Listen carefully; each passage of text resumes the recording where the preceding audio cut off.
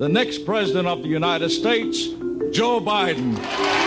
It's June 9th, 1987, and then Senator Joseph R. Biden Jr. has just entered the presidential race. Look familiar? The 2020 race is Biden's third attempt at the Oval Office.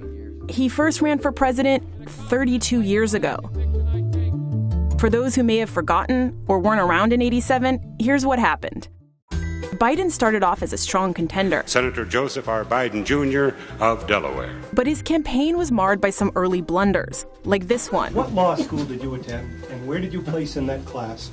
And the other question is... I think I probably have a much higher IQ than you do, I suspect. And he exaggerated his academic record in law school. Went back to law school, and in fact ended up in the top half of my class. And then there were moments like this, repeated later during the campaign. When I marched in the civil rights movement, I marched with tens of thousands of others to change attitudes. But he never actually marched in the civil rights movement at all. Ultimately, it was accusations of plagiarism in his speeches. I did not know that was a Robert Kennedy quote. My mistake. That forced him to drop out of the race. I made some mistakes. After that, Biden stayed in the Senate, ran again in the 2008 race, became the vice presidential nominee, and then the vice president. Laid low for a little while, and now we're here. If I'm going to be able to beat Donald Trump in 2020, it's going to happen here. And certain things, including a handful of Biden's vulnerabilities, haven't changed. He's still leaning into some of the core messages he highlighted during his first presidential run, often emphasizing his profile over policy, promising to put the country on the right path after what he sees as the ills of Republican administrations.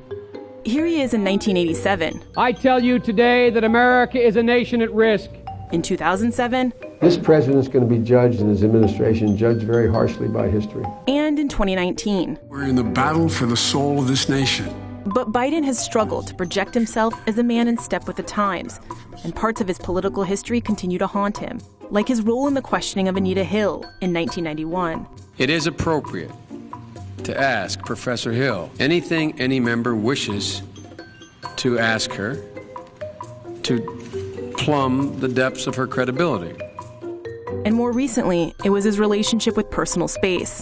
The boundaries of protecting personal space have been reset, and I get it.